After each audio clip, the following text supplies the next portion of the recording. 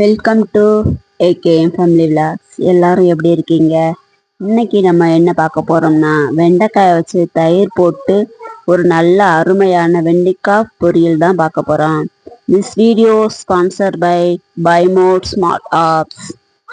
அதுக்கு வெண்டைக்காயை நல்லா ஃபர்ஸ்ட் கட் பண்ணி எடுத்து ரெடியாக வச்சுக்குவோம். இப்போ ஒரு கடாயில் 2 டீஸ்பூன் அளவுக்கு ஆயில் சேர்த்துக்குவோம். ஆயில் சேர்த்துக்கிட்டு அதில் நம்ம ஒரு குழம்பு வைக்கிற அளவுக்கு கட் பண்ணி வச்சிருக்கிறோம்.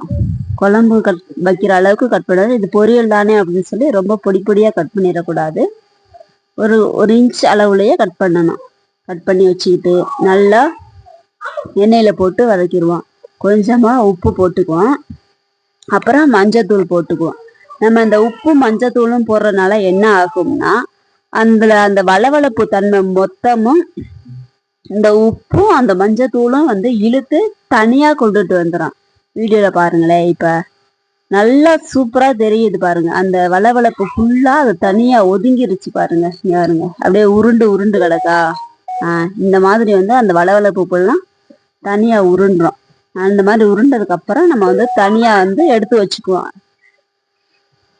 தனியா எடுத்து வச்சுக்கிட்டு அதுக்கப்புறமா நம்ம வேற எண்ணெய் கொஞ்சம் அதுல பத்தாவதுக்கு ஆட் பண்ணி கொஞ்சோண்டு சீரகம், ஒரு 2 பச்சை மிளகாய் கீறி விட்டு சேர்த்துக்குவோம். சேர்த்துட்டு சின்ன வெங்காயம் இருந்து பொடியா கட் பண்ணி போட்டுக்குவோம். இல்லாத பட்சத்துக்கு பெரிய வெங்காயம் ஆட் பண்ணிக்கலாம். சின்ன வெங்காயம்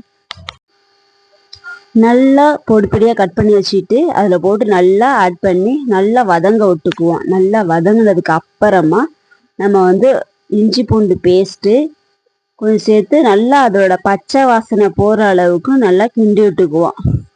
நல்லா கிண்டி விட்டுக்கிட்டு அதுக்கப்புறமா தயிர் ஒரு 100 கிராம் போல் எடுத்து அதில் அந்த கட்டித்தன்மை இல்லாமல் நல்லா அடித்து வச்சுக்கணும்.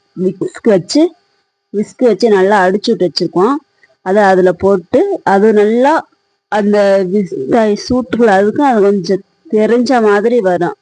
அந்த டயத்தில் நம்ம கொஞ்சம் ஜீரகப்பொடி, நம்ம கரம் மசாலா, நம்ம காரத்துக்கு தேவைப்படுற மாதிரி மிளகாத்தூள், மல்லித்தூள் அந்த மாதிரி எல்லாத்தையும் ஆட் பண்ணிக்குவோம்.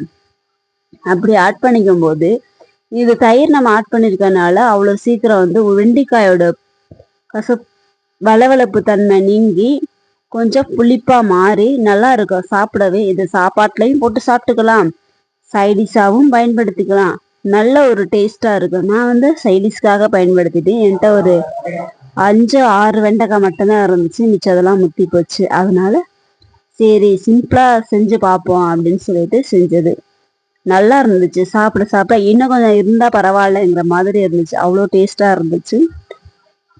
நீங்களும் இதே மாதிரி செஞ்சு பார்த்துட்டு எப்படி இருக்குது அப்படின்னு சொல்லி கமெண்ட்ல கொடுங்க. நம்ம சேனலை சப்ஸ்கிரைப் பண்ணி சப்போர்ட் பண்ணிக்கோங்க. தேங்க்யூ ஃபார் வாட்சிங். Tada, bye bye, see you.